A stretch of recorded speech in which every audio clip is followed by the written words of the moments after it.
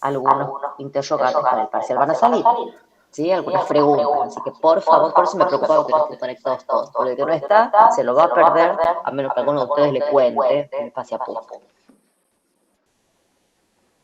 ¿Qué dice ese artículo 41? Que por cierto ustedes lo van a leer, no es extenso, no es corto tampoco, sí, tiene 3 párrafos.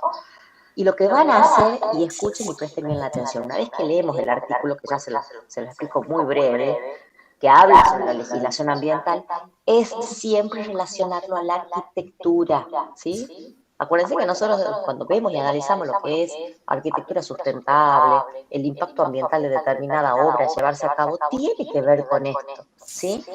Entonces, relacionado con algún ejemplo a esto, ¿sí? A nuestra profesión.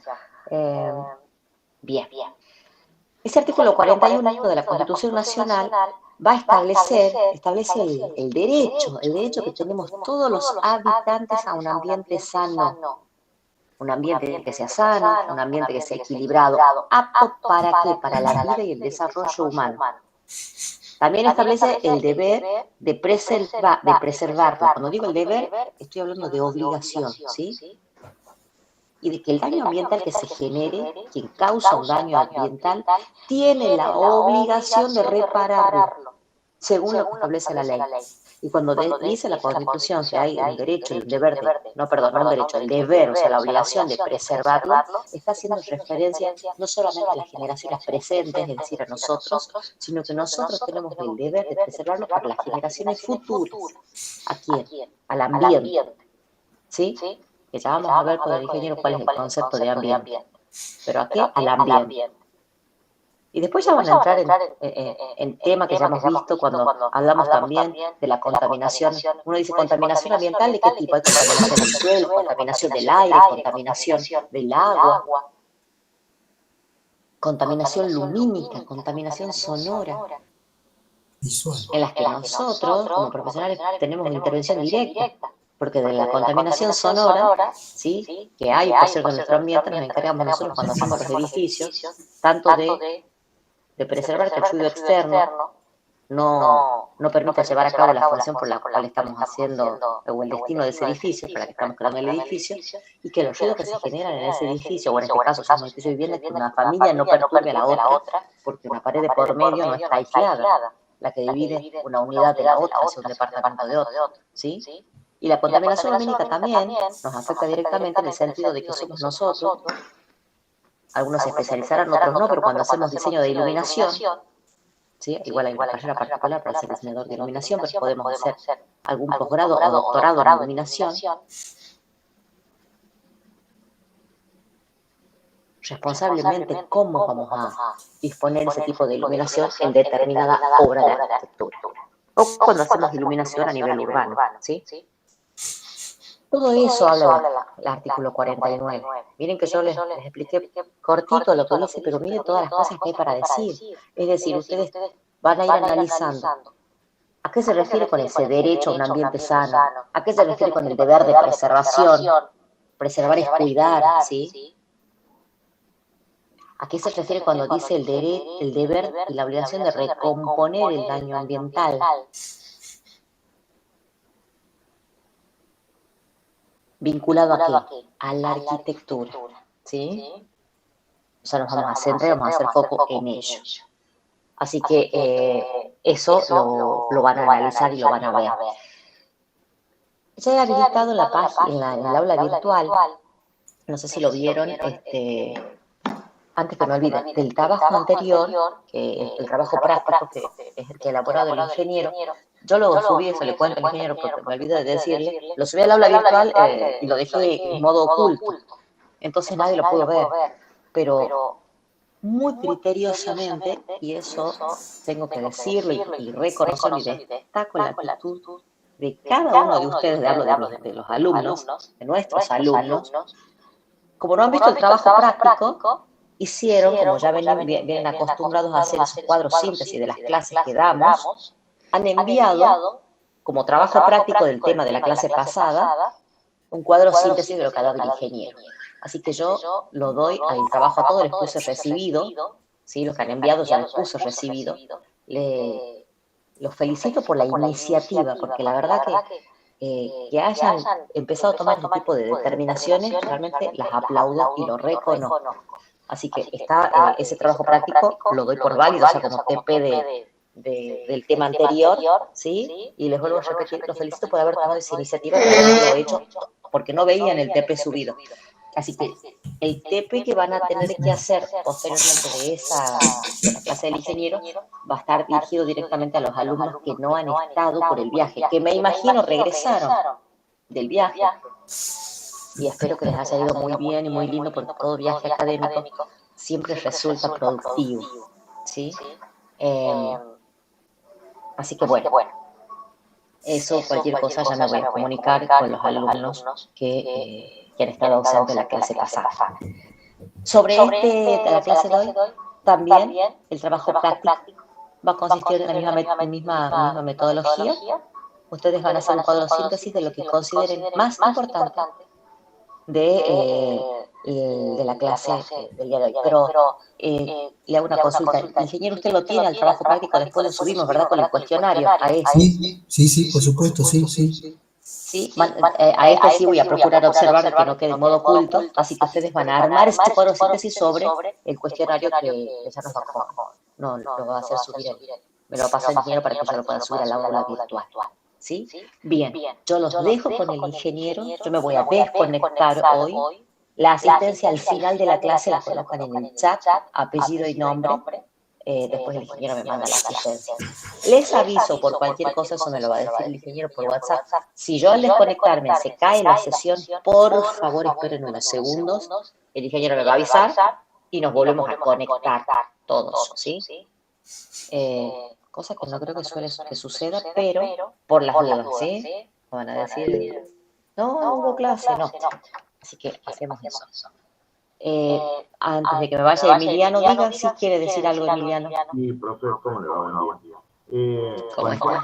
Con el tema del parcial, ¿cuáles son los temas? Porque ahí entré a la aula virtual y en la unidad 10 está todos los subidos de lo que va a dar el ingeniero, pero las otras unidades que no subieron o que no dieron la clase, ¿va a entrar en el parcial o no? Usted no va a decir algo. Bien, qué buena pregunta que me hace Emiliano y de paso aclaro. Vamos con el tema del parcial. El parcial fecha, que ya le mandé en el mail, pero lo recordamos, es el próximo lunes 9.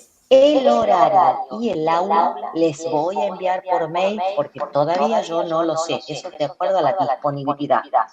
Pero si es que encuentro el lugar, el horario sería en horario de en esta oportunidad de la siesta.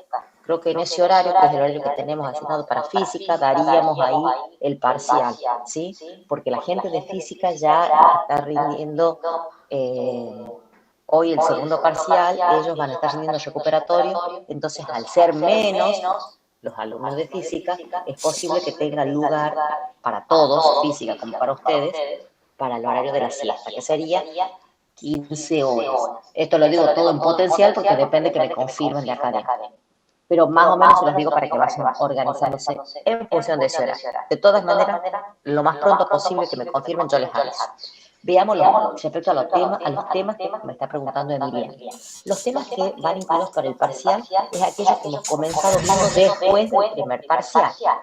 Medianería, que ha dado sobre ejemplos y la normativa local que ha dado el ingeniero, la parte de derechos reales, conceptos generales que he dado yo. ¿Qué cosa de los derechos reales? Porque nosotros, acuérdense que si bien yo les doy un pantallazo de derechos reales, es necesario para que podamos entender la medianería. Pero yo hago foco en qué cosa, en que ustedes tienen que conocer el concepto de los derechos reales y de todos esos derechos reales que hay, que es un número cerrado, es decir, que están enumerados ahí en el Código Civil, nosotros nos centramos en el derecho real de copropiedad porque es el tipo de derecho real donde está circunscrito quién, la medianería. ¿Sí? Después de ese tema de derechos reales y de medianería, nosotros ¿qué es lo que vemos? Acá me acordar un poco, responsabilidad civil que está habilitado en el aula virtual, de donde van a estudiar, yo les puedo decir que lo vean de ahí. ¿Y qué es lo que van a ver de ahí? Vicios y ruina. ¿Sí? Concepto, clasificación, plazos. Hay una barra, no me sale la palabra, una línea del tiempo donde establece en qué periodos y plazos está armado bastante clarito sobre el tema de vicios y ruinas. Eso es sobre responsabilidad civil. Tipos de responsabilidad civil, ¿qué es la responsabilidad civil? Ese power no es muy largo ese tema. Eso también va lo de legislación y derecho ambiental, esto de la unidad 10, lo de la clase pasada y lo que vemos hoy. Y ahí lo que está faltando de la unidad que está habilitado en el aula virtual es sobre discapacidad y ley de presupuestos mínimos sobre daño ambiental acústico. ¿Sí? ¿Qué es lo que no está habilitado y no va a entrar? Lo que es tasación y peritaje. Porque ya nos llegamos con el tiempo. Pero quien tenga que ir a rendir examen final, recuerden, va toda la materia, porque ustedes van a rendir los exámenes regulares y solamente parece que estudian lo que vimos en clase el año que les tocó la cursada. No, va todo lo que está en el programa. ¿Sí? Entonces, por ahora quedó fuera tasaciones y peritaje. ¿Alguna duda o alguna pregunta? Porque ustedes con sus preguntas me hacen acordar cosas. Y si está claro lo que indiqué. Profe, yo tengo una consulta. Diga. En caso de quedar, de quedar en condición regular para examen, los contenidos que no van a entrar para ahora la etapa de cursada, ¿después se los subiría al aula virtual? No, eso estudian de la bibliografía. Ah, bien, perfecto. Bien, siempre tienen que estudiar en realidad de la bibliografía. Siempre. Lo que pasa es que yo les digo, vayan y vean los power de las clases que hay, porque de ahí es más fácil hacer como no digo una síntesis, porque es cierto también, es una síntesis, parece que uno habla mucho más sobre esas pequeñas diapositivas que uno puede subir. Pero siempre el punto de partida tiene que ser la bibliografía. Y aprovecho para hacer la aclaración de que yo les puse a muchos, pasa que ustedes no vieron los parciales, pero a muchos yo les puse el lenguaje técnico. No hablan con propiedad, no hablan con lenguaje técnico. Y fíjense en el programa de la materia, dentro de los objetivos de la materia dice que tienen que tener dominio del lenguaje técnico jurídico. Y ojo que no les estoy pidiendo lenguaje técnico, no sé, de todo el Código Civil, les estoy pidiendo lenguaje técnico relacionado a la profesión nuestra. Entonces, ojo, por favor, cómo vayan a responder las preguntas del segundo parcial, porque sí voy a tener en cuenta la manera en la que redactan, ¿sí? Porque si bien hay que tener, obviamente, el conocimiento del tema, pero no es como una charla de café que uno puede escribir, hay ciertas palabras que son de lenguaje técnico jurídico, y eso tienen que conocer, ¿sí? Esa activación se los hago para todos, no recuerdo quiénes son los que, en este momento es imposible que me acuerde quiénes son los que, a los que les he marcado eso en el parcial, pero para todos vale lo mismo, ¿sí?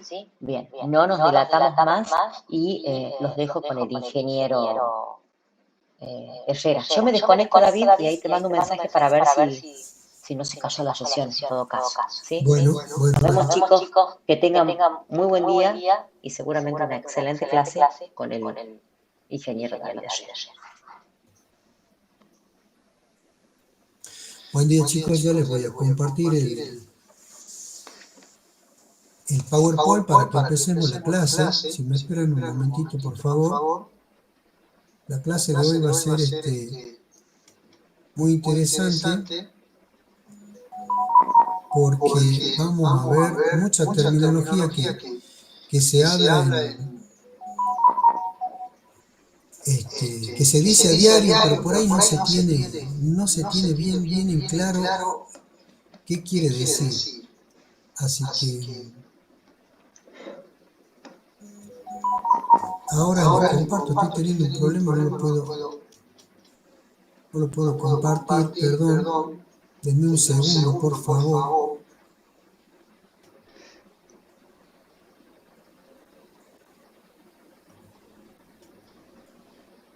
Hoy va a ser una clase que va a estar muy relacionada con el ambiente, ¿sí?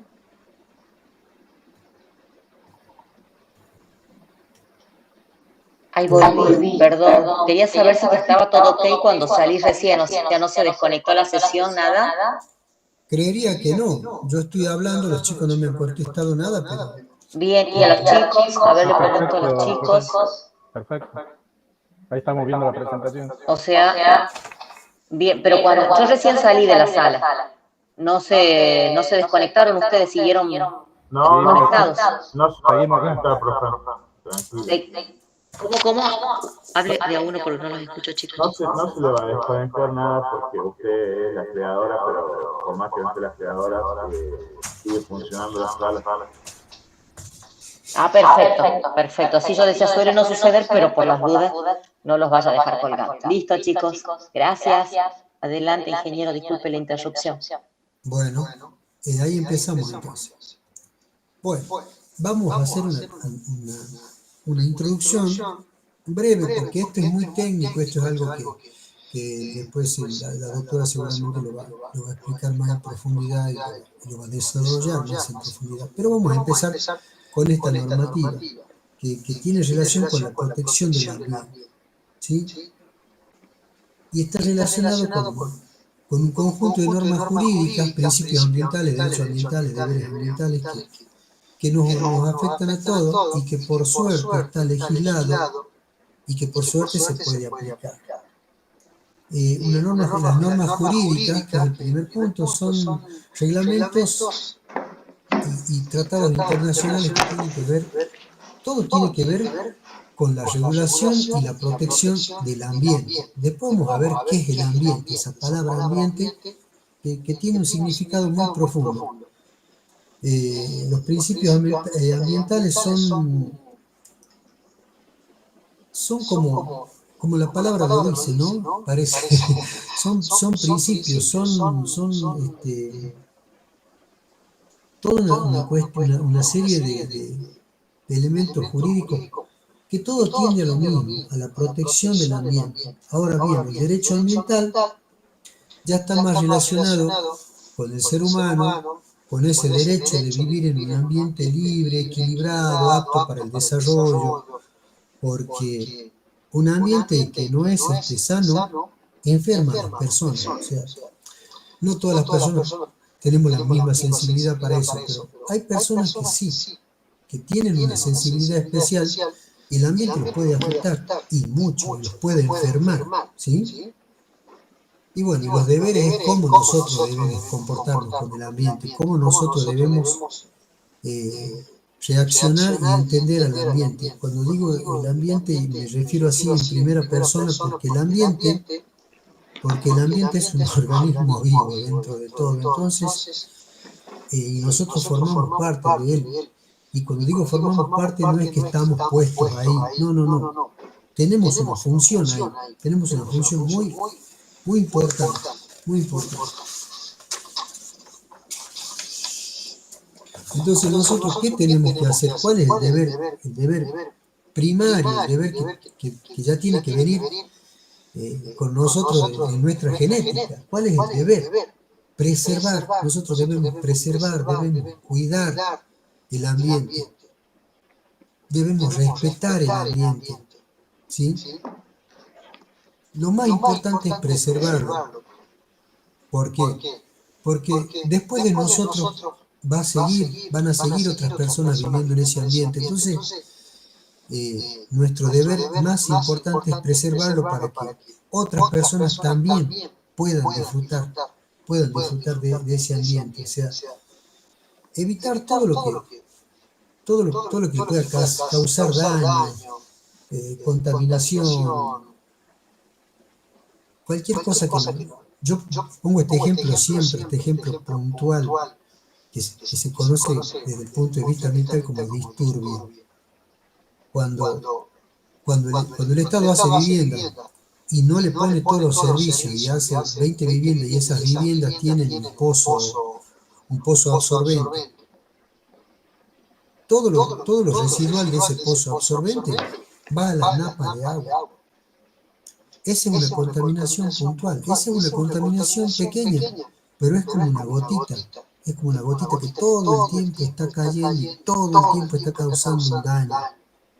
Entonces, y está contaminando uno de los recursos más importantes, que es el agua. Entonces, nuestro deber es, el deber primario y el más importante es la preservación del ambiente. Para eso están las leyes, están las normas, está todo eso que ya lo vamos a ver desde el punto de vista, siempre lo vamos a ver desde el punto de vista ambiental. Esta charla va a estar muy relacionada, muy directamente con el ambiente, ¿sí? Si bien esta es una materia muy técnica, es una materia que como decía recién la doctora, que tiene un lenguaje que hay que saberlo explicar, que cuando uno de alguna manera está haciendo una presentación en este nivel, en esta cuestión ambiental, jurídica, el lenguaje tiene que ser preciso, ¿sí? Preciso, concreto, y tiene que ser ese lenguaje. Muy bien, les voy a hablar de la ecología. La ecología surgió como iniciativa de ese señor que está ahí, que se llama Eugene Odum, que es el padre de la ecología moderna. Él fue quien, en su estudio, en su actividad, empezó a darle más importancia a la palabra ecosistema, biodiversidad, palabras que ya existían, palabras que ya estaban en muchos informes, en muchos estudios, en muchos libros, pero fue Odum quien las empezó a analizar de manera más profunda, y él es considerado el padre de la ecología. La palabra ecología también ya se usaba esa palabra. Y la palabra deriva de oikos y logos, que se entiende por oikos como casa y logos como estudio, tratado, aunque es más profunda la palabra logos. La palabra logos es más profunda, es una relación entre todos los organismos vivos, armoniosa. Es una relación armoniosa entre todos los organismos vivos. Entonces, el primer estudio profundo acerca de la ecología, los ecosistemas, el medio ambiente, y todo lo que está relacionado, todo lo que vino después y todo lo que hoy se conoce, tiene un origen de manera ya sistemática y de manera estudiada y de manera ya científica, ya como una ciencia, a partir de los estudios de este señor Eugene Odum, que es quien empieza a hablar de esto, empieza a hablar de la importancia de las relaciones entre los... ¿Por qué le hablo de ecología?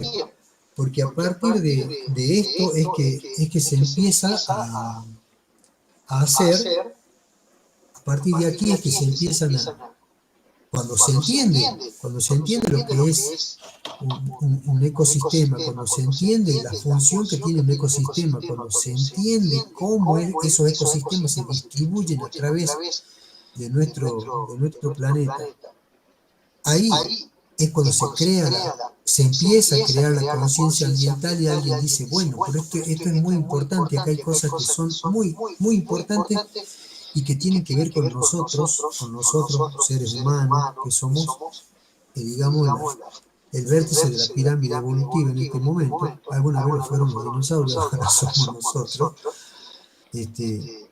Y dijeron, bueno, hay que proteger todo esto que está relacionado con nosotros y que forma parte, y que nosotros formamos parte de eso, aunque ahí hay organismos que son considerados inferiores, pero así inferiores, y todos tienen una función dentro de un ecosistema, dentro de la biosfera, dentro de nuestro planeta. por más pequeños que sean, tienen una función, y esa función es importante. Bien. Ahora vamos a hablar del ambiente. El ambiente, la palabra por ahí, hay personas que te dicen que se usa mucho y está aceptada esa palabra, que es un poco confusa, ¿no? Medio ambiente. Dicen medio ambiente. En realidad, cuando hablamos de medio ambiente, estamos hablando de lo mismo. Porque el medio es en donde se desarrolla algún organismo vivo. Tiene un medio en el que se desarrolla. Y el ambiente es ese medio. O sea, nosotros tenemos, por ejemplo, organismos, tenemos componentes bióticos y abióticos. Cuando decimos bióticos, estamos hablando de organismos vivos, plantas, insectos, animales de todo tipo. Y cuando decimos abióticos, decimos, por ejemplo, suelo, oxígeno, aire, agua. Entonces, el medio ambiente son esas dos cosas, que en realidad es lo mismo, es lo mismo. Por ejemplo, si yo hablo de las aves, el medio en el cual las aves desarrollan una gran parte de sus actividades es el aire, porque por allí migran, por allí cazan algunas, por allí se mueven en un territorio que todos los animales tienen un territorio, ¿no? Tienen un territorio con ciertos kilómetros, que es ese territorio, ese tamaño del territorio de los animales está relacionado con la movilidad que tiene ese animal. O sea, el animal tiene, como cualquier ser vivo, una capacidad de moverse con su energía que la obtiene alimentándose. No hay otra manera para los organismos vivos de obtener la energía. Y tiene un territorio que está relacionado con esa movilidad. Entonces, ese territorio, en el caso de las aves, es el aire. Las aves se mueven ahí. Su medio es el aire. Bueno, los peces queda más que claro que su medio es el agua. Y los animales, por ejemplo, los mamíferos, hay excepciones para todo, ¿no? Dentro de la naturaleza. Hay excepciones para todo. Hay excepciones para todo tipo de clasificación que se hace. Lo que es la botánica y lo que es la biología tienen excepciones para todo. O sea, no es como en otras ciencias donde se hace una clasificación y se dice todo lo que está comprendido acá. En la biología y en la botánica, siempre dentro de esas clasificaciones, siempre hay una excepción o más de una, en cualquier clasificación que se haga. Bueno, en este caso uno dice, sí, los mamíferos porque se mueven en la tierra. No, a veces no. A veces los mamíferos se mueven en la tierra. Eso tiene la biología y la botánica, fundamentalmente. Las dos esas son muy interesantes con su clasificación. Entonces, se entiende, para decirlo correctamente, aunque esté aceptado y se use mucho, y ustedes lo lean en muchas revistas, lo lean en cualquier tipo de comentario, informe que te dicen el medio ambiente, la palabra correcta es el ambiente. Esa es la palabra correcta, porque el ambiente es lo que nos contiene a todos, es lo que nos contiene a todos, y aparte de contenernos a todos, nos provee a todos de algún elemento necesario para poder vivir, para poder subsistir. Nosotros, que ya nos hemos, cuando digo nosotros me refiero al Homo sapiens, al ser humano, de alguna manera nosotros hemos salido de ese ecosistema, hemos salido y y hemos creado nuestro propio ecosistema, ¿sí? Pero igual, aún viviendo en nuestro propio ecosistema, necesitamos del ecosistema natural. Entonces, vamos a dejar en claro que ambiente es todo lo que nos contiene a nosotros como seres humanos y a todos los demás organismos inferiores, lo que sea, es todo lo que nos contiene. Y dentro de eso nosotros venimos a ser el componente biótico, venimos a ser los organismos vivos. Y dentro de nuestra clasificación biótica hay miles y miles y miles y miles de especies y componentes. Y los abióticos es el suelo, el aire y el agua. Bueno, también tiene, por ejemplo, en el suelo tenemos minerales, tenemos cosas. También tiene su clasificación, pero la mayor biodiversidad, y ya vamos a hablar de ese término también, está en los seres vivos. Entonces, hasta aquí, ¿se entendió qué es el ambiente? Sí, profe. Sí, se entendió. Bien, Sí, profe. bien. Es todo lo que nos contiene, todo lo que nos contiene, todo lo que ustedes se puedan imaginar, el aire, el suelo, las plantas, todo es el ambiente. Nosotros formamos parte de ese ambiente y no tan solo formamos parte, tenemos una función dentro de ese ambiente. Muy bien. Ahora vamos a hablar del ecosistema. ¿Sí? Dentro del ambiente, como hay tantos componentes, miren, ahí hay un sapo, muy particular ese sapo con esos colores, ya está mandando una señal de que es bastante tóxico el animalito ese. No tiene un color verde, ni un color verde claro como los otros sapos, tiene un color llamativo, un color fuerte, que está mandando una señal que es tóxico. Eso es adaptación y es supervivencia dentro de un ecosistema, dentro de la naturaleza. Y al frente hay una mariposa. La foto parece, no sé, muy tranquila, muy tierna, pero lo que el sapo está por hacer ahí se está por comer la mariposa. Eso es lo que está por hacer. Eso pasa en un ecosistema. Bueno, un ecosistema es una unidad dentro de los niveles de organización de la ecología, ¿sí? Dentro de los niveles de organización de la ecología. La ecología tiene niveles de organización, empieza con una unidad mínima que es un individuo. Ese individuo, muchos individuos van a ser una población, muchas poblaciones van a ser una comunidad y muchas comunidades van a ser un ecosistema. Y muchos ecosistemas van a ser un paisaje. Y muchos paisajes o muchos ecosistemas van a componer la biosfera, que es la totalidad del ambiente en el que vivimos. ¿Sí? En la ecología se da una cosa muy curiosa, en el cual la suma de las partes no es igual al todo. ¿Sí? En la ecología, esa frase de que la suma de las partes es igual al todo, no se da en la ecología. La suma de las partes no es igual al todo. En la ecología, esa frase no tiene la misma validez que en otras. Y la ecología estudia ese comportamiento, esa actividad que hay allí, esa transferencia que hay dentro de un ecosistema. ¿Y qué es un ecosistema? Un ecosistema es una unidad ambiental en la cual hay muchos, pero muchos, y cuando digo muchos, digo muchísimos elementos que están interactuando constantemente. Pero esa interacción no es una interacción,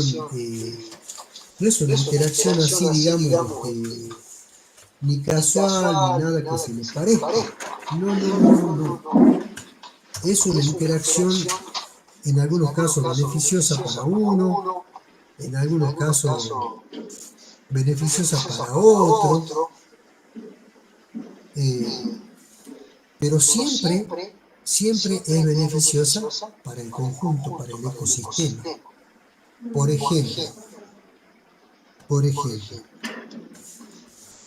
un ecosistema, yo siempre lo relaciono con algo mecánico, aunque esto no es mecánico, estos son organismos vivos, pero para que se entienda cómo funciona. Y el ejemplo que yo siempre pongo es el de la bicicleta. La bicicleta tiene dos ruedas, tiene una estrella, un pedal, una cadena. Entonces cuando alguien hace funcionar eso, la rueda da vuelta y la bicicleta avanza. Muy bien. Ahora, si yo, por alguna razón, le rompo un diente a la estrella o al piñón donde está la cadena, le rompo un diente, va a seguir funcionando, la bicicleta va a seguir andando, ¿sí? Pero ese diente que falta va a producir un impacto dentro de ese funcionamiento, va a producir un impacto. En algún momento la cadena se va a deteriorar, la rueda va a tener una vibración diferente y se va a mover. En algún momento esa falta de ese diente, que aparece algo mínimo dentro de ese sistema, porque eso es un sistema, en algún momento eso va a tener una consecuencia. Eso pasa en el ecosistema cuando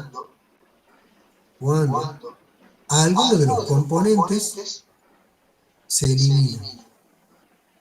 Cuando un componente del ecosistema se elimina solo, ¿qué quiere decir que se elimina solo? Se elimina porque no se pudo adaptar a los cambios. Entonces, ¿qué pasa cuando una especie dentro de un ecosistema no se adapta a los cambios? Se extingue. Así de simple. Se extingue. ¿Por qué? Porque hay otra que sí se adaptó a los cambios y sí se quedó con su territorio, con su nicho ecológico, con su elemento de supervivencia. Y la que no se ha adaptó se extingue. Bueno, eso sería una selección natural, ¿sí? Eso es una palabra también muy interesante, muy importante dentro del ambiente. Es una selección natural. Hubo una especie que no evolucionó y se extinguió. Ahora, cuando nosotros como seres humanos, con nuestras actividades,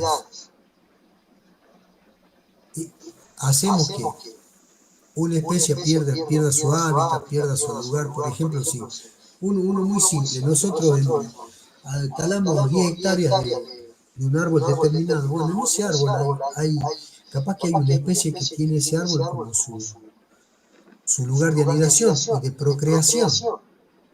Ahí es donde van a hacer su nido y a depositar su huevo para que luego la especie se siga reproduciendo. Bueno, nosotros eliminamos ese árbol.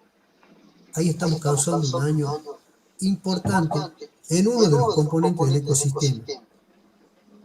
Y ese daño en algún momento va a causar un desequilibrio, así como en algún momento ese diente que le falta a la estrella empieza a hacer que la bicicleta vibre, que la rueda se mueva, que la cadena se gaste de forma diferente. Eso es lo que pasa cuando nosotros intervenimos de manera no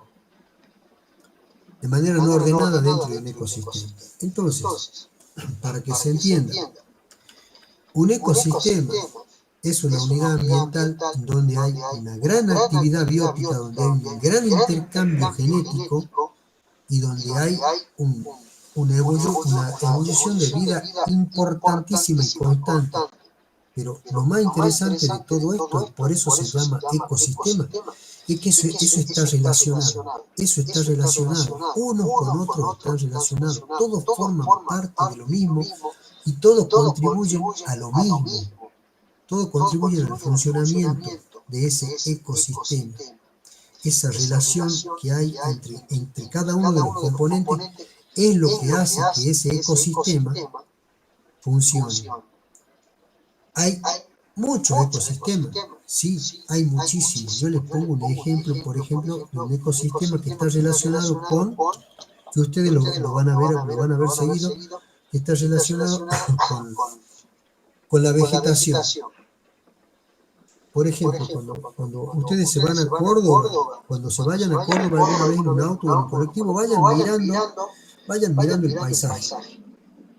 Y van a ver que en un momento tienen una unidad que son árboles que están bastante compactos, con una dominancia de una especie en particular, que hay un montón de árboles de gran porte, unos de mediano, otros y de pronto esos árboles van desapareciendo los más grandes, van quedando los más chicos, van quedando los otros más chicos, hasta que en un momento llegamos a donde se conoce como la Salina, ese lugar que se llama la Salina, a donde no hay ningún árbol.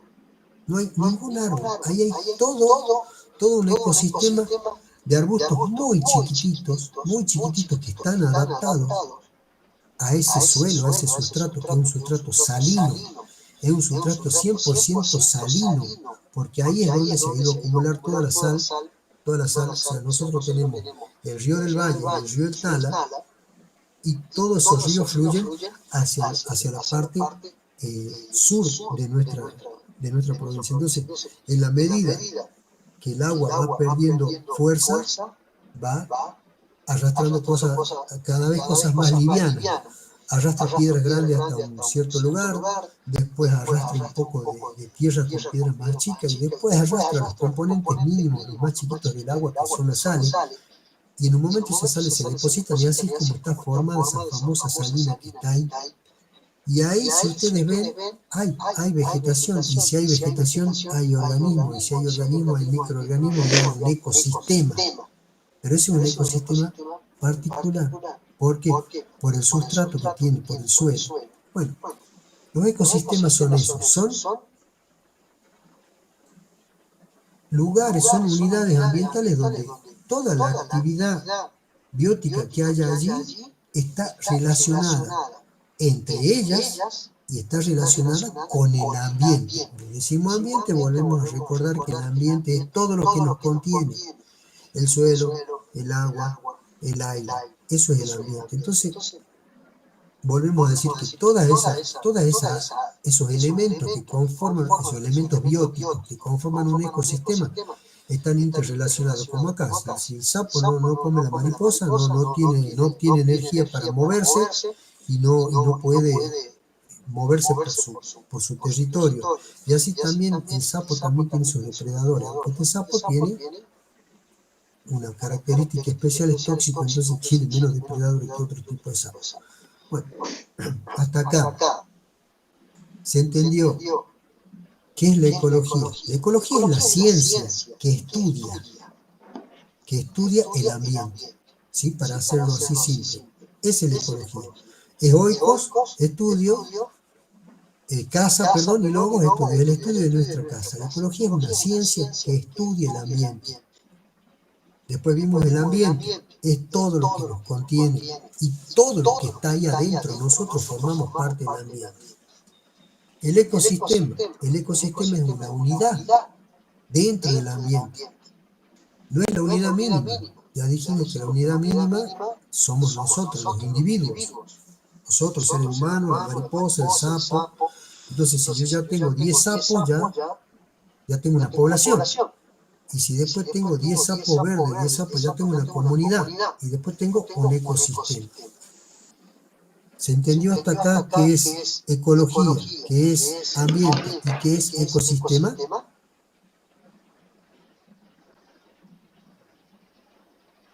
¿Chicos? Sí, se entendió bien. Estamos dando conceptos muy básicos, pero es para que ustedes lo entiendan, lo puedan incorporar. Bueno, y ahora viene este tema, el cambio climático. Yo sé que hay mucha gente que no cree en el cambio climático. ¿Alguno de ustedes no cree en el cambio climático?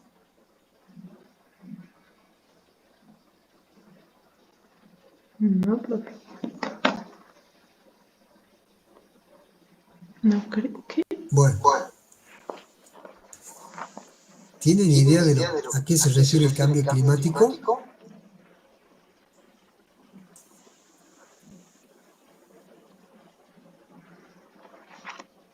¿Alguien me contesta? Bueno,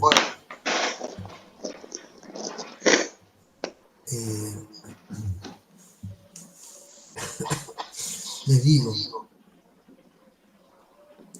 les comento,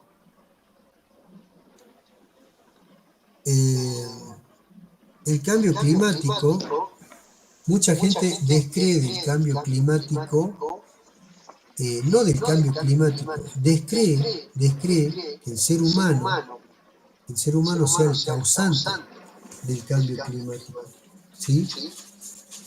Mucha gente descree de eso, porque ya antes de la actividad del ser humano dentro en la Tierra, en el ecosistema, ya hubo cataclismos, ya hubo cambios climáticos, glaciaciones, hubo un meteorito, hubo cosas que han alterado el clima y que han alterado los componentes de la Tierra. Es verdad, eso es verdad. Pero también es verdad que la actividad humana genera muchos impactos negativos. Y eso incide. ¿Qué es lo más importante que se nota en el cambio climático? El cambio del clima. Eso es lo que está cambiando. El clima está cambiando. Hay mucha gente que dice, y no tan solo dice, lo expone y lo explica por televisión, lo explica por un canal de YouTube, que dicen que no, que es Elon Musk, que estás con sus antenas, que la de siempre, viste que los rusos, que los norteamericanos quieren dominar el mundo.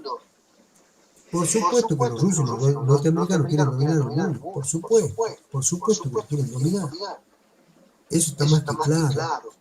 Pero así también tienen que entender que los rusos y los norteamericanos son seres humanos, son personas los que están ejerciendo esa presión y lo que están llevando al cambio. O sea, lo que yo pretendo que ustedes entiendan, más allá de lo que ustedes crean o no del cambio climático, lo que yo pretendo que ustedes entiendan es que nuestras actividades impactan. Y ese impacto, por más mínimo que sea, y hoy, si nosotros tomamos en cuenta que la Tierra tiene 5 millones de años, 5 millones de años tiene la Tierra, y nosotros, Homo sapiens, estamos desde el periodo cuaternario, o sea, estamos hace 2 millones y medio de años, estamos en la Tierra. Imagínense si nosotros consideramos un libro de 5.000 páginas, nosotros somos un párrafo dentro de las 5.000 páginas del ser humano. O sea, ¿qué les quiero decir? Que el ecosistema, la biosfera, o sea, ese conjunto de niveles de organización de la ecología que se van sumando de un elemento mínimo que es el individuo hasta llegar a la biosfera, se ha constituido y se ha desarrollado sin nuestra presencia y sin nuestra ayuda. Se ha conformado, y en esto yo tengo que nombrar a alguien, a Darwin, que para mí Darwin es como Superman, es un superhéroe, es un tipo que tiene capa. Es alguien que entendió mucho antes que Odin, pero ¿qué es lo que entendió Darwin? Entendió la evolución, eso es lo que entendió Darwin. Y dijo, no, esto no es casual, acá nada es casual, acá este árbol no es petizo y este árbol es grande porque sí, no, este es más petizo y este es más grande, este tiene copa de forma de pino y este tiene una copa redonda, y este pájaro tiene un pico que es un gancho y el otro tiene un pico más largo. O sea, todo es una evolución, todo es dinámica, todo es movimiento dentro de un ecosistema.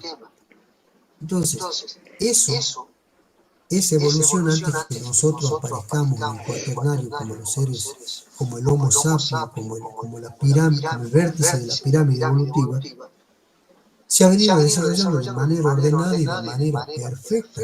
Y hemos llegado hasta lo que hoy es nuestra biosfera. Con nuestra aparición como Homo sapiens han cambiado las reglas. ¿Por qué han cambiado las reglas? Porque, ¿qué ha pasado? El resto de los animales siguen dentro de su ecosistema ambiental. Nosotros como Homo sapiens hemos salido de ese ecosistema. Salimos. ¿Y qué hemos hecho? Y nos hemos creado nuestro propio ecosistema, son las ciudades. Y hemos empezado a desarrollar un montón de actividades que hoy, el impacto que esas actividades producen es mínimo. Es como que nosotros hoy le hemos sacado a la rueda de la bicicleta le hemos sacado un rayo es un elemento metálico que le da estructura a la rueda, y le hemos sacado un rayito, claro, pero la rueda tiene 50 rayos, no le hace nada, y la rueda de adelante está con los rayos completos, está todo bien. Entonces hoy nosotros no nos damos cuenta, no tenemos una percepción que se pueda cuantificar del daño que le está causando esa pérdida. No lo podemos, no tenemos idea. ¿Por qué?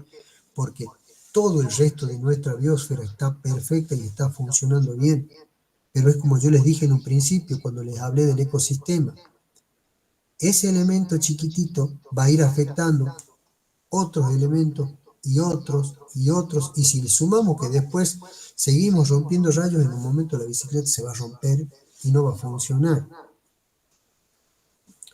Y eso es lo que pasa con nuestras actividades, y eso es lo que está generando este cambio climático del que muchos descreen. Mucha gente no cree que el hombre sea el cambio climático, que no hay un cambio climático, que son ciclos de la Tierra. Sí, son ciclos de la Tierra, por supuesto que son ciclos. Pero nosotros, ¿qué hacemos? Aceleramos esos ciclos, eso es lo que hacemos. Aceleramos los ciclos. Y ahí es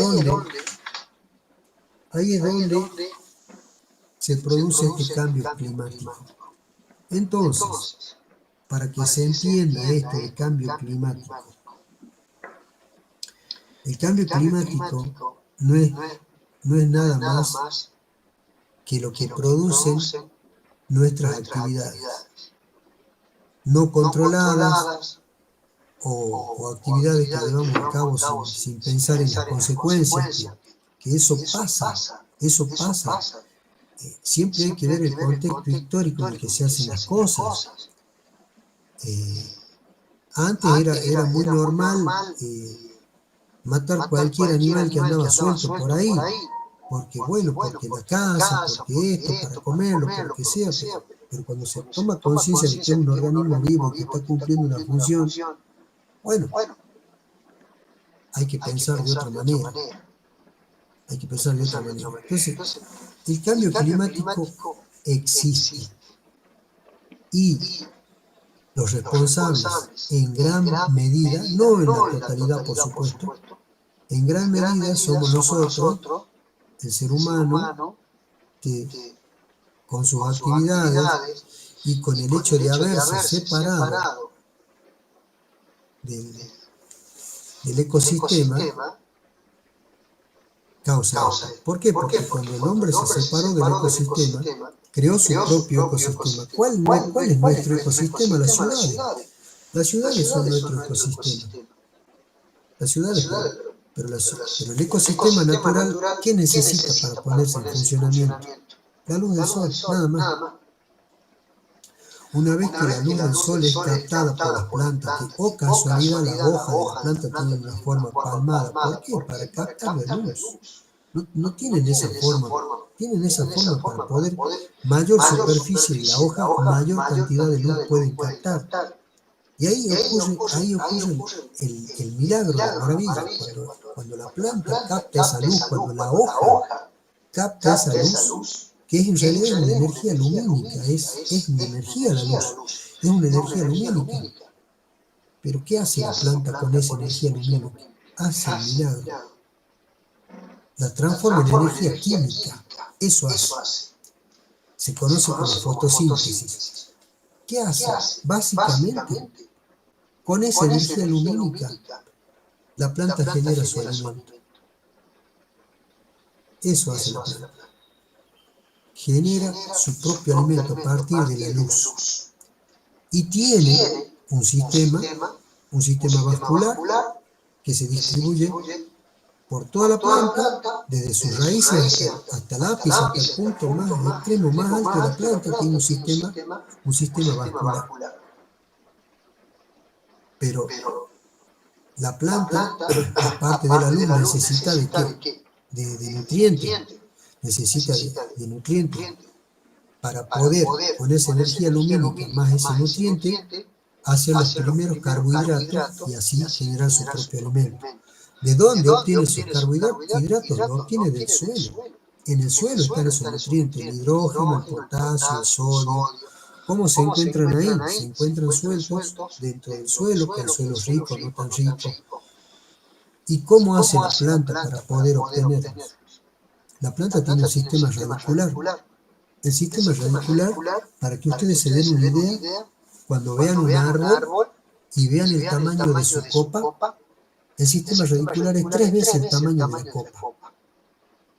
O sea, lo que la planta tiene enterrado en el suelo es 3 veces más grande que lo que tiene en la parte aérea. Y ese sistema radicular siempre está creciendo mientras la planta vive, siempre está explorando, siempre está avanzando. ¿Y saben qué más? Siempre está perforando. O sea, si ustedes miran nuestros cerros, que son piedras los cerros, hay árboles. ¿Por qué hay árboles? Porque su sistema radicular ha roto, ha meteorizado la piedra, la ha destruido y ha penetrado y ha llegado a un sustrato fértil y ha podido crecer. Pues eso que parece tan frágil como es la raíz de un árbol es para nada frágil, es algo muy fuerte. ¿Y cuál es el medio? ¿Cuál es el medio que le permite al árbol tomar ese nutriente del suelo? El agua. El agua. Si no tiene agua, no puede tomar ese nutriente, no lo puede tomar el sistema radicular, no lo puede tomar. Necesita que el agua lo disuelva a ese componente, al sodio, al hidrógeno. Y así es como la planta lo toma del suelo, lo vuelve a subir, se llama xilema floema, se llama el sistema vascular de la planta, lo vuelve a subir y lo distribuye a cada una de las partes. Así llega a las hojas, así llega a las flores, así llega al fruto, así es como la planta, con esa energía lumínica, con la luz del sol, ha creado su propio alimento y viene a ser un árbol, el primer eslabón de la cadena trófica. ¿Cuál es la cadena trófica? La cadena alimentaria dentro de un ecosistema. El árbol es el primer eslabón. El vegetal es el primer eslabón. ¿Por qué? Porque después el animal que es vegetariano, el animal que come vegetales, va y come ese vegetal, come el fruto, y después el depredador come el animal, y el omnívoro se come la planta, y el depredador, y todo, y después nosotros nos terminamos comiendo a todo dentro de esa cadena. Pero el primer eslabón es el árbol, el primer eslabón es el vegetal. Entonces, bueno, y les hablo brevemente del otro aporte que hace el árbol.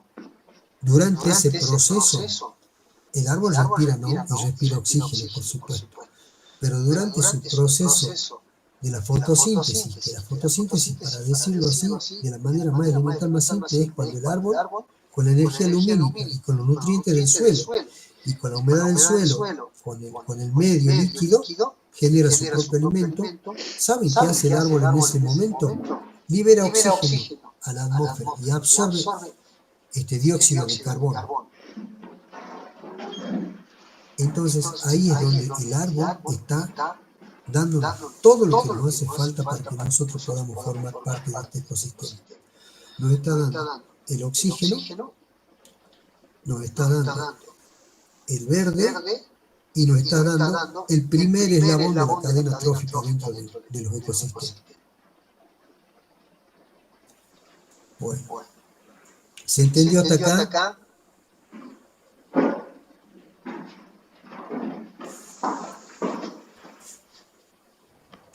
Sí, profesor. profe. Bien. Entonces ahora vamos a hablar, vamos a entrar, después de haber tenido esta introducción que es puramente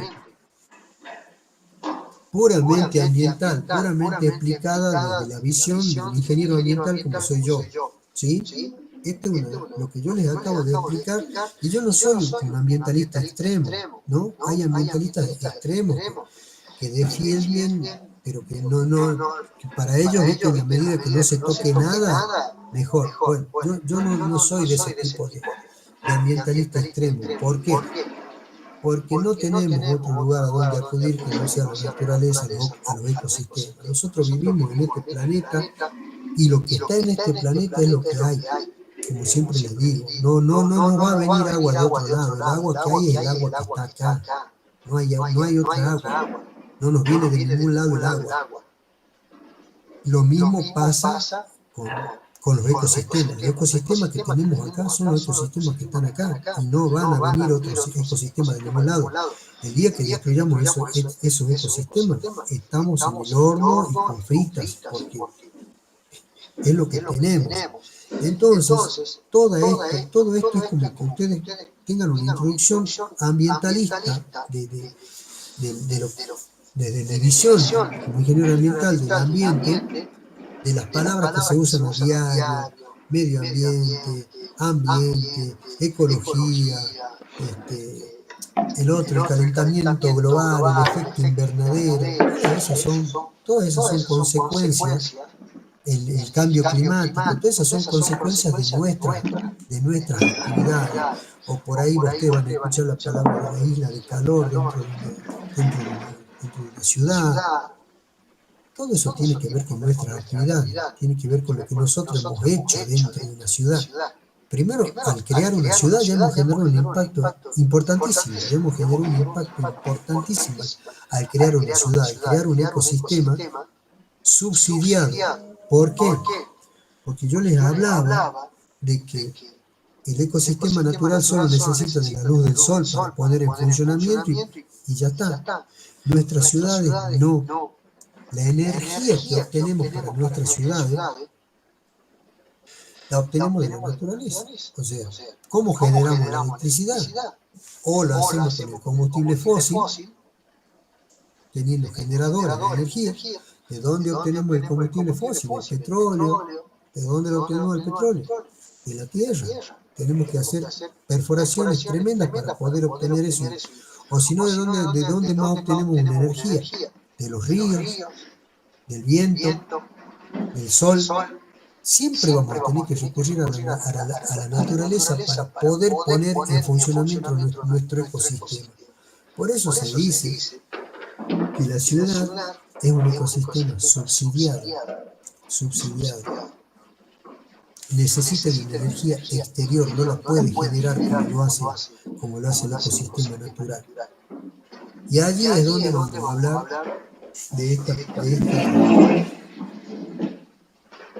del impacto ambiental, ¿sí?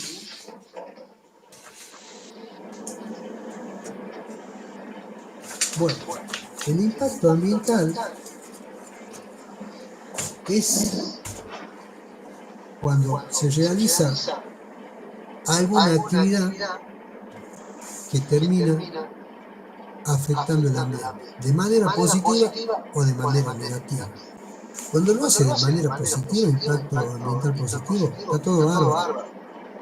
No lo tomamos en cuenta, se lo estudia, sí, se lo tiene en cuenta, todo eso, pero al ser positivo y al no causar ningún problema, lo que nos importa y nos mueve es el impacto ambiental negativo, ¿sí?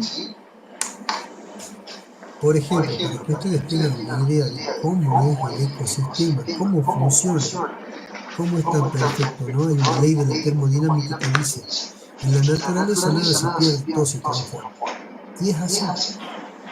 En la naturaleza nada se pierde, Nada. Todo se vuelve a reciclar. O se consume, se degrada, vuelve a formar parte del ecosistema, o aquel que lo consumió lo elimina, o aquel que lo consumió es consumido por otro, y así hasta que siempre los nutrientes están ahí, están dando vueltas, están formando parte del ecosistema, ¿sí? Entonces, el impacto ambiental es generado, y en esto no hay duda, en un 100% por la actividad humana. No podemos decir que una comunidad de elefantes está generando un impacto ambiental. No. Las comunidades, las poblaciones animales que están dentro del ecosistema se regulan solas. No pasan la línea, se regulan solas, tienen su estrategia dentro del ecosistema. Cada uno de los componentes, cada una de las poblaciones tiene su estrategia. Con esa estrategia sobrevive, y con esa estrategia funciona. Yo por ejemplo, le pongo este ejemplo: una víbora.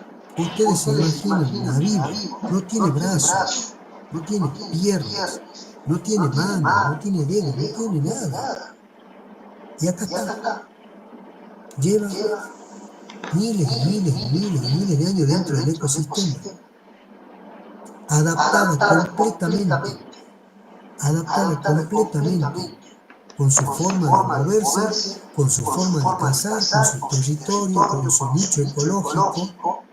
El nicho ecológico es el lugar donde se desenvuelve esta especie. ¿Se imaginan ustedes? La víbora no tiene nada. Sin embargo, ahí está. Entonces, es muy difícil que las comunidades animales generen un impacto negativo en el ambiente. Es muy difícil. El que siempre va a generar un impacto negativo en el ambiente somos nosotros, que somos parte, que somos un elemento más, que somos un componente más, pero diferente a los demás. Entonces, el estudio del suelo y de los impactos, por ejemplo, en la ecología, ¿saben cómo empieza el impacto ambiental en ecología? Con una gota. Una gota que pega en un suelo genera un impacto. ¿Sí? Genera un impacto. Y ese impacto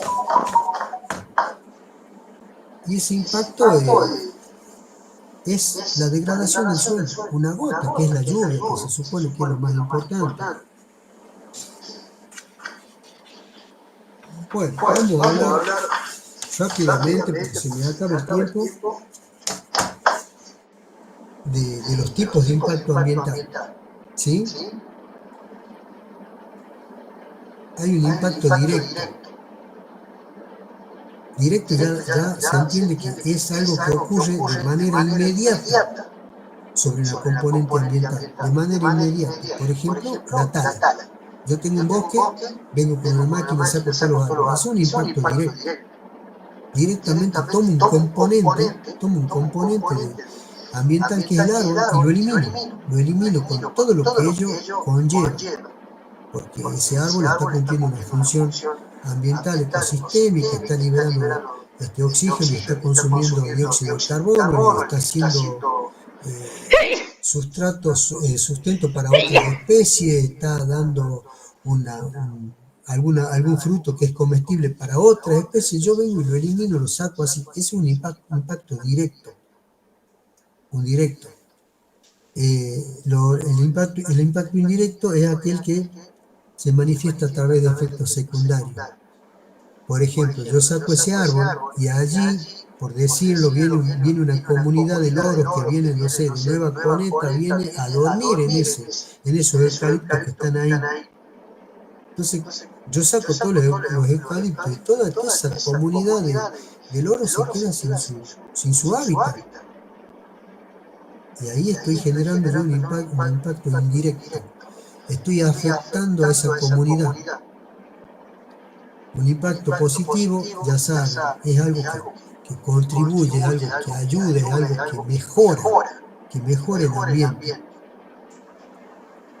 El impacto negativo, ese es el peor de todo. Es el que genera un daño, que justamente va en contra de nuestra función. ¿Cuál es nuestra función? Preservar, no dañar el ambiente.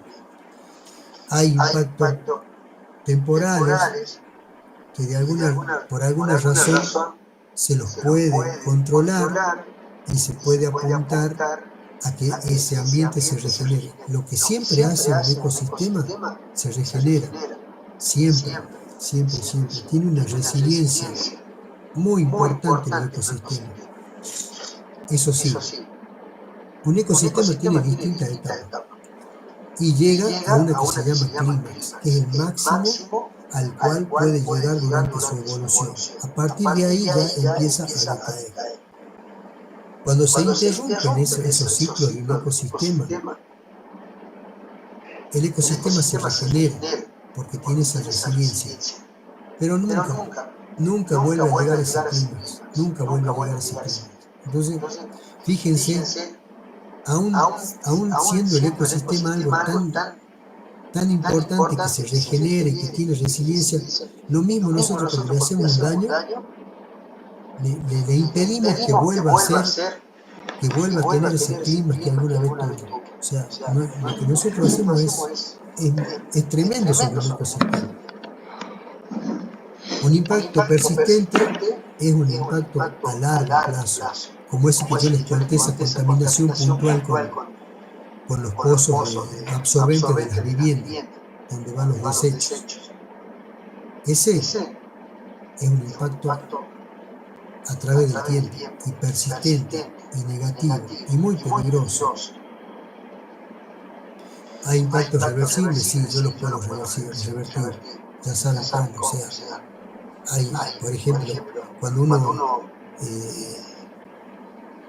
tiene, por ejemplo, 200 casas que están mandando sus residuos sólidos al pozo, y de pronto yo pongo una cloaca, que esa cloaca lleva todo ese residuo hacia otro lugar a donde se hace un tratamiento, y ya dejo de mandar eso a los acuíferos. Entonces ahí lo estoy revirtiendo. Con el paso del tiempo, los acuíferos se van a regenerar, porque ya no le estoy mandando más esa contaminación puntual.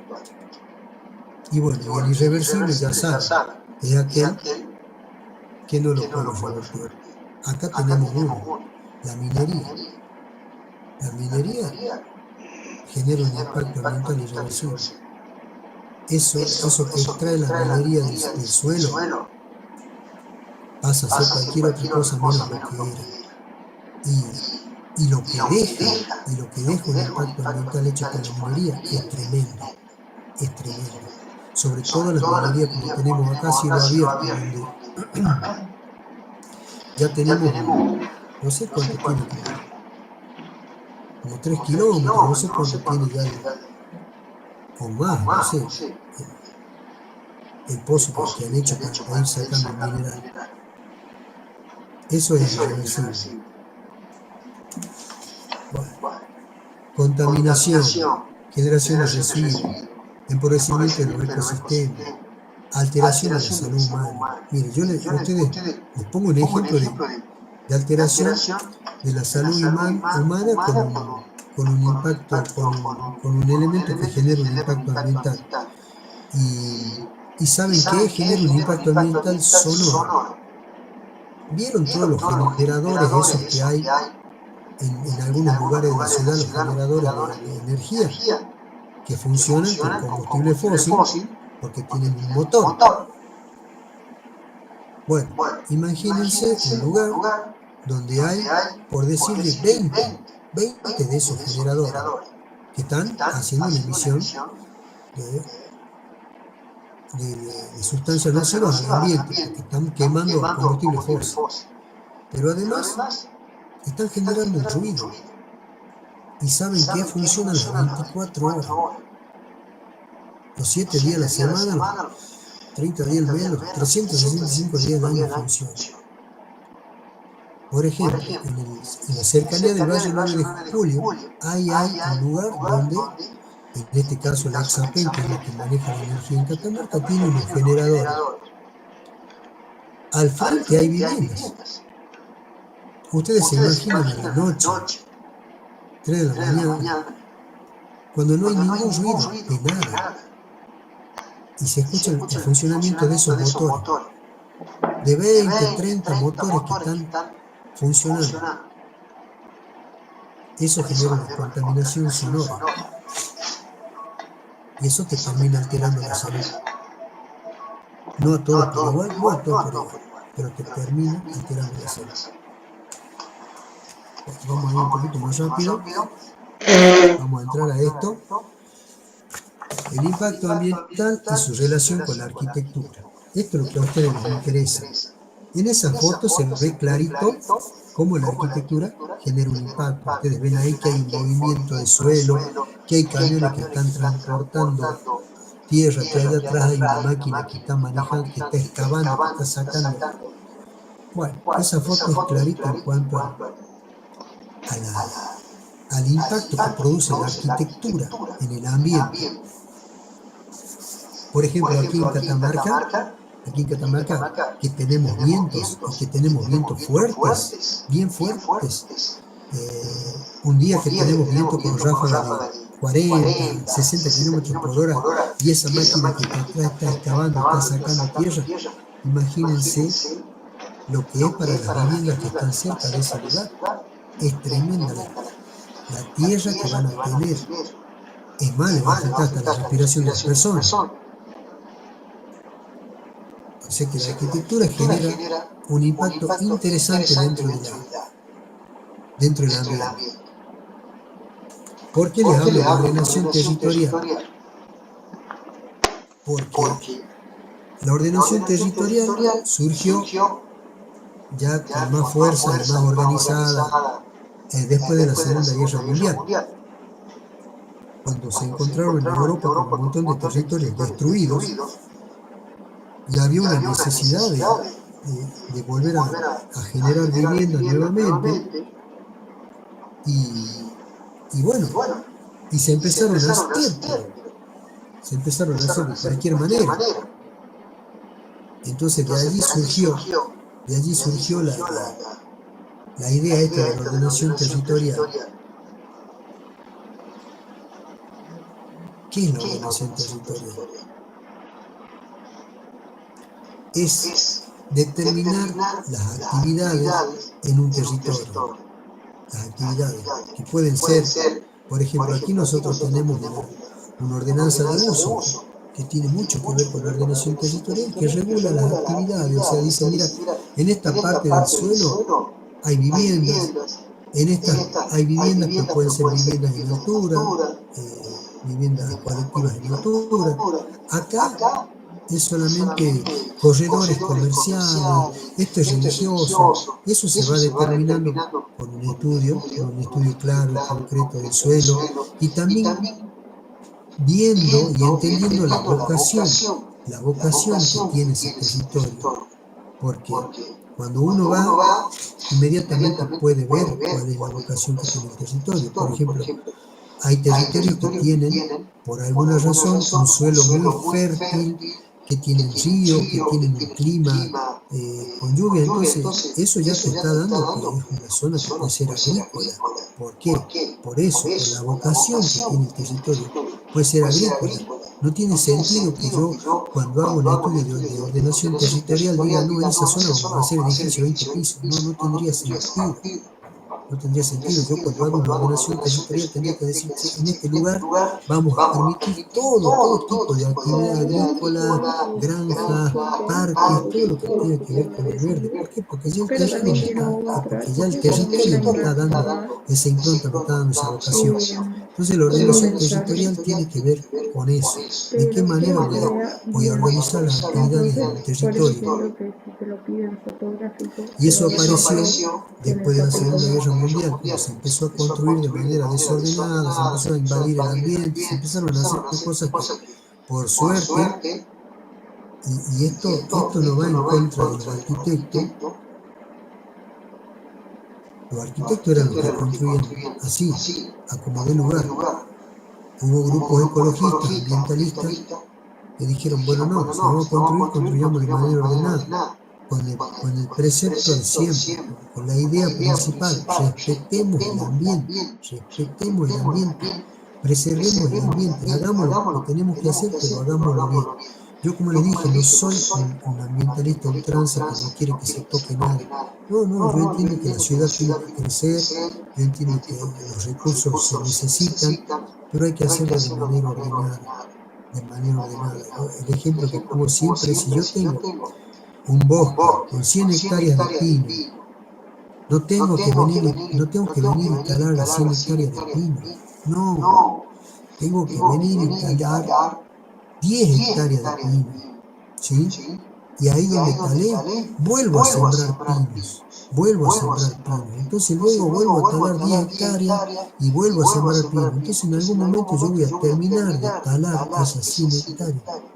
Pero como me tomé el trabajo de hacerlo de manera ordenada y además de ir sembrando nuevamente pinos, cuando yo termine de talarlo voy a tener las 100 hectáreas otra vez llenas de pinos. Eso es sustentabilidad. Esa es la famosa sustentabilidad.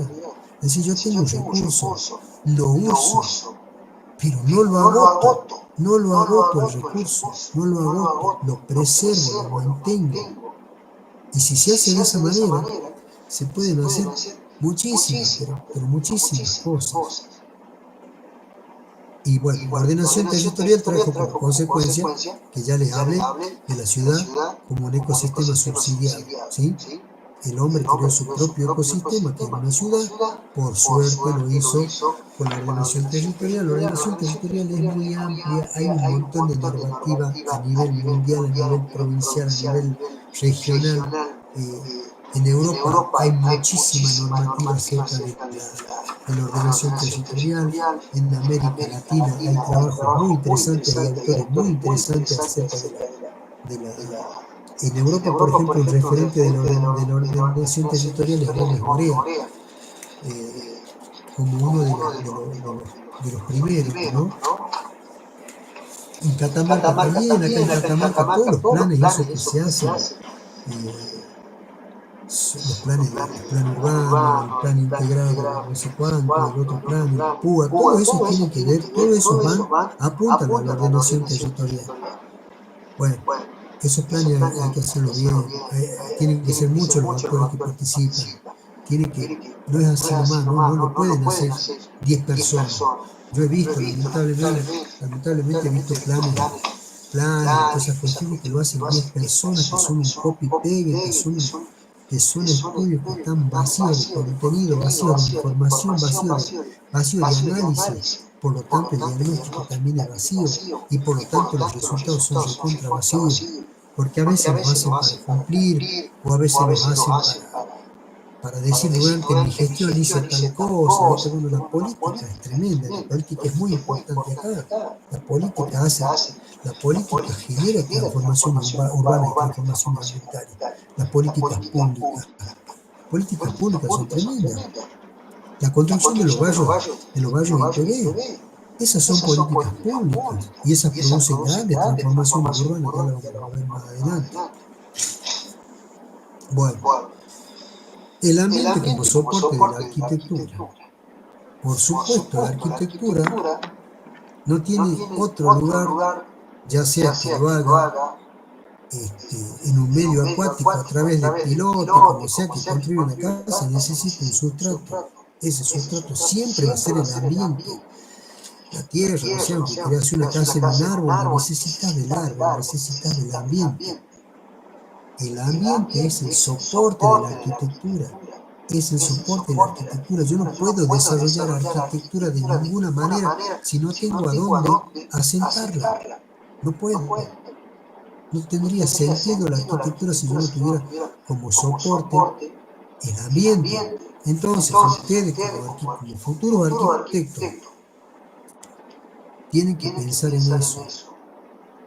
Las ciudades crecen, las ciudades avanzan, las ciudades para mí son organismos vivos, se están moviendo todo el día y se están moviendo de manera desordenada, de manera nerviosa, de manera activa. ¿Qué se trata de hacer con las leyes, con la normativa? Regular, acomodar, orientar, guiar hacia algún lugar, eso. Pero esos planes, todas esas cosas, como les digo, a veces son vacíos de contenido. Si yo hago un plan, está bien, hago todo un estudio, hago todo un relevamiento, pero yo tengo que obtener un resultado, yo tengo que saber para dónde va la ciudad. Y si yo entiendo para dónde va la ciudad, puedo caracterizar ese lugar hacia dónde va a ir, y además de caracterizarlo, puedo reglamentarlo, puedo ordenarlo. Ordenación territorial estamos hablando. Eso lamentablemente, y ya lo vamos a ver más adelante, eso lamentablemente en Catamarca no se hizo así. No se hizo así. Se han hecho todo tipo de estudios y planes, pero cuando la ciudad ha crecido como se le dio la gana. O sea, algo estuvo mal hecho, algo falló. En algún momento se cortó el circuito ahí y eso no sirvió de nada.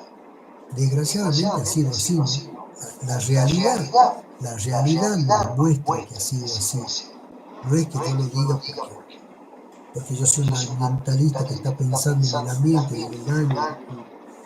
No. Yo soy un ambientalista, sí, soy un ingeniero ambiental, todo bien, pero yo no soy ultra, no voy a eso que no se puede tocar nada, no se puede hacer nada, no se puede mover nada, no. Si tenemos que hacer y tenemos que tocar y tenemos que mover todo lo que haga falta, pero hay que hacerlo de manera ordenada, de manera estudiada, de manera teniendo un respaldo legal, sabiendo que esto se puede hacer y esto no, y que haya un contralor y que haya luego consecuencias para aquel que no respete, porque eso también tiene que ver. Entonces, el ambiente como soporte de la arquitectura, olvídense, no hay otra forma, no hay otra manera de que la arquitectura prospere si no tiene al ambiente como soporte. Y acá viene lo más importante, una vez que, bueno, encontré el soporte para hacer arquitectura, hago arquitectura, la hago, bien. Y vuelvo otra vez al ambiente, porque lo necesito como recurso, Fíjense en esa foto que está ahí. Ahí adelante se ven unos contenedores que son blancos con una estructura metálica. Ahí hay agua. Yo necesito agua para construir. No puedo construir si no tengo agua. Necesito para construir, o por ejemplo, si estoy en un día de viento y estoy removiendo tierra, necesito regar. Necesito agua. La arquitectura necesita del ambiente. Por ejemplo, necesito movilizar todo ese volumen de tierra. Ahí hay una maquinaria. Esa maquinaria, ¿de qué está hecha? De hierro. ¿De dónde obtenemos el hierro? De la naturaleza, de las minas. Y todavía no me empezó a hablar de la arquitectura, no estamos hablando de las cosas que están ahí. El camión, necesito iluminación, necesito caños. Bueno, cuando yo voy a construir una casa, ¿de qué la voy a hacer? ¿De ladrillo? ¿Qué son los ladrillos? Es un material que es un barro que luego está cocido en un horno. O sea, yo tengo que extraer de la tierra el material ese, luego, una vez que le doy la forma, lo tengo que poner en un horno, y ese horno, ¿por qué lo tengo que hacer andar? O con gas, o con combustible, o con leña. De como sea, tengo que ir a la naturaleza para hacer el ladrillo. No tengo otro. ¿No? Ahora hay materiales sintéticos, sí, y seguramente lo seguirá viendo, vamos a ver hasta dónde se llega con eso. Vamos a ver hasta dónde se llega con eso. Pero no tenemos otra cosa más que el ambiente como recurso, el reboque, la cal, con la arena, con el médano. ¿El médano qué es? ¿Qué es la arena? Es la retransportación de las piedras que durante ese proceso se van desgastando, se van deteriorando y van generando la arena. Con una granulometría, bueno, tenemos arena, tenemos grava, tenemos gravilla, tenemos piedra, tenemos ripio, tenemos... Cuando vamos a hacer cimiento, ¿qué tenemos que poner? Piedra. ¿De dónde vamos a sacar la piedra? Del río. O sea, no hay manera... O sea, ¿esto para qué les digo esto? Para que sean conscientes de la importancia del ambiente en la arquitectura y el impacto ambiental que genera la arquitectura en el ambiente. Es muy importante. Ustedes como arquitectos tienen que ser conscientes. Yo sé que esta carrera está orientada, tiene una orientación ambiental. Entonces, me parece muy bien que ustedes por ese lado lo entiendan. Normativa ambiental en Catamarca. Bueno, la vamos a ver rápido, porque después quiero hablarles, y ya estamos por lo justo, quiero hablarles de cómo se aplica esa normativa. Bueno, mira, les digo, decreto de ley de conservación del suelo. El suelo tiene muchas capas, y la capa más rica es la capa superficial, y esa es la primera que destruimos cuando vamos a realizar cualquier actividad. Destruimos la capa superficial del suelo. Esa es la primera que destruimos. Bueno, hay un decreto que está derivado de la ley nacional, como decía recién la doctora, en la medida que se adhieran a las leyes que están por arriba, de las leyes provinciales, siempre va a tener primacía la ley más importante. Bueno, bosque y fauna. Acuérdense de esa palabra, bosque y fauna. Dice, Ley 5311 del 2010, Ordenamiento Ambiental y Territorial del Bosque Nativo. El bosque nativo es la flora que hay en determinados lugares que está en ese lugar, por eso se llama nativo, es de ahí, no es que es de ese lugar, es una fauna muy particular y muy especial, y aquí hay que cuidarla, por eso hay toda una normativa acerca de ese bosque nativo. Lo mismo pasa con la fauna, protección de la fauna silvestre, lo mismo pasa con la pesca y la acuicultura, que es como la cría de animales en espejos de agua. Otra muy importante, los residuos. La ley 4865 del 95 que adhiere a la ley nacional 24051 de residuos peligrosos. Bueno, en la ciudad se genera mucho residuo. Patógenos que generan los hospitales. Por ahí una vez a ver el diario que encontraron una pierna en un basurero. Eso es altamente contaminante, peligrosísimo, te podés contagiar cualquier cosa. Es un residuo peligroso, ¿sí? Es un residuo peligroso. El régimen de los residuos sólidos, de origen domiciliario, industrial, sanitario y comercial. Siempre hay que tener una planta de tratamiento de esos residuos, porque esos residuos se pueden reciclar y se pueden usar para muchas cosas, a diferencia de si tenemos el pozo absorbente y se los deja que percolen, que penetren hacia las napas de agua, son muy dañinos. ¿Por qué? Porque contaminan el agua, y el agua es lo más importante que tenemos. Bueno, vamos rapidito ya con la normativa ambiental y su aplicación en Catamarca. Fíjense, lo primero que les quiero hablar es del Parque Adán Quiroga. El Parque Adán Quiroga se creó como una colonia agrícola en el año 42. En el año 42 se hizo una ley y se creó ese parque y colonia agrícola, que tenía en su momento 565 hectáreas. 565 hectáreas. Ustedes ven a la izquierda todo lo que abarcaba el Parque Adán Quiroga llegaba hasta la Avenida Virgen del Valle. Bueno, si se fijan, bueno, ese se puso en el año 59, recién la Dirección de Bosques puso en vigencia esa ley y ese parque se efectivizó.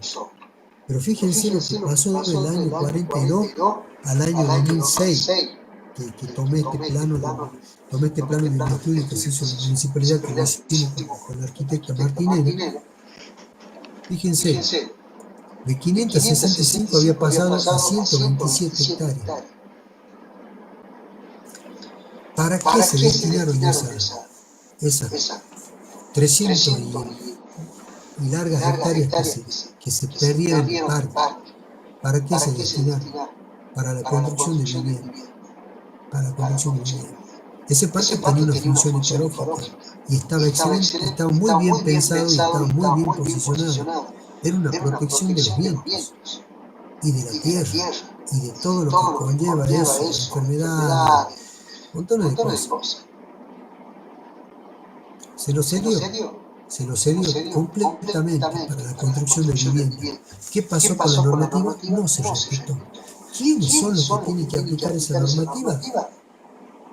Los políticos, los técnicos que vienen a ser los urbanistas. Ustedes forman parte como arquitectos de esos técnicos. Ustedes son los que tienen que respetar el ambiente y no tienen que permitir que pasen cosas como esta. Que perdamos 300 hectáreas de parque para hacer vivienda. O sea, el parque no te estaba causando prácticamente ningún impacto negativo. Y de pronto, en 565 hectáreas metés vivienda que te causan un impacto tremendo al ambiente. O sea, todo mal. Sí, la ciudad tiene que crecer. Pero tiene que crecer de manera ordenada. ¿Sí? Después, en el año 2009, se hizo este Master Plan Capoladera, con el cual la idea era volverle a integrar al Parque Adán Quiroga parte de superficie, que era tomando todo lo que se ve ahí a la derecha, donde está el predio ferial y el estadio. Fíjense que el predio ferial y el estadio tiene la orientación geográfica de los vientos de Catamarca, tiene la orientación. Esa es la orientación del norte magnético, es ese. El norte geográfico es una línea recta hacia 90 grados hacia arriba, como dice el norte.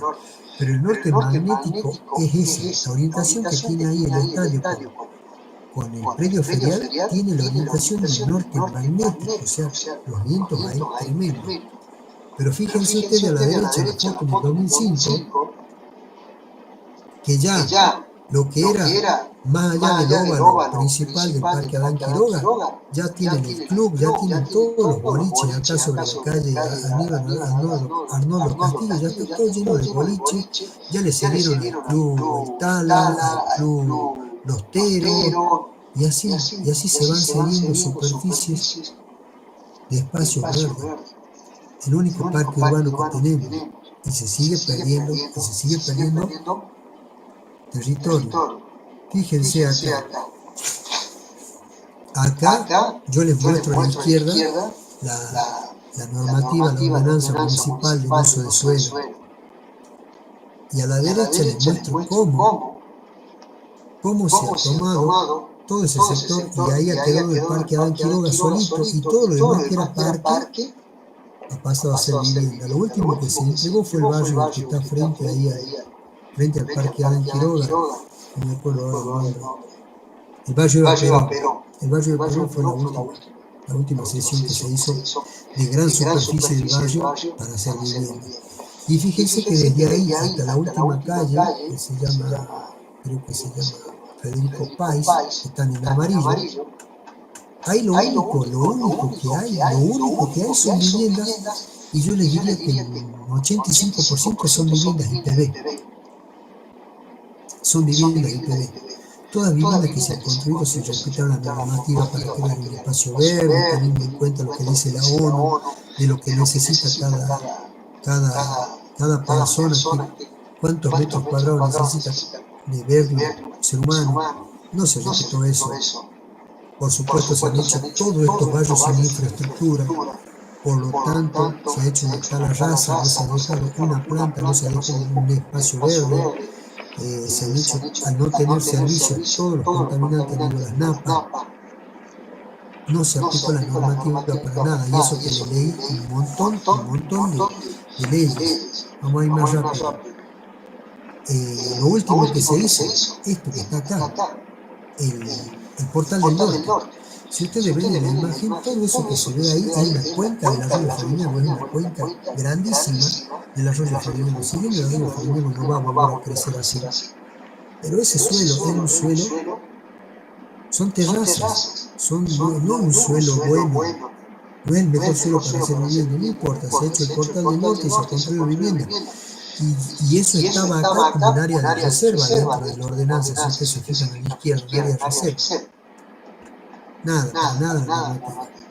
Y esto se va a seguir ampliando. No hay problema que se siga ampliando, pero deberían estudiarlo, deberían ver. Ahí ya tenemos clarísimo dos cursos de agua que si bien están secos se nos nota clarito que tienen otra caracterización, que tienen otro verde, que tienen otro tipo de suelo. Eso sería importante que lo tengan en cuenta. Hacia el sur ahora. Hacia el sur, se destinó ese espacio que está pintado en amarillo para hacer un parque urbano.